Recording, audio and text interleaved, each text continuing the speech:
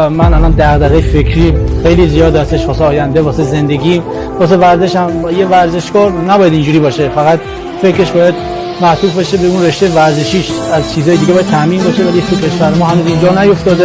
خیلی اومدن گله کردن داخل تیم، من چند بار کردم دیدم که حرفمون خریدار نداره و بیشتر سکوت کردیم که حداقل حرف نزنیم، که حرفمون حرف زده باشیم بی ارزش جلوه بدن.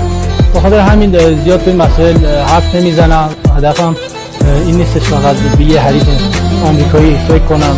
همه حریفان تو مسابقات المپیک حریف هستن و همشون با آمادگی 100% میان.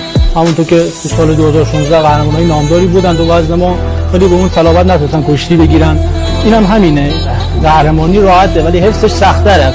قهرمانیه بعد همیشه این تو ذهنیت من بوده که باید چیکار کنم که این تداوم داشته باشه.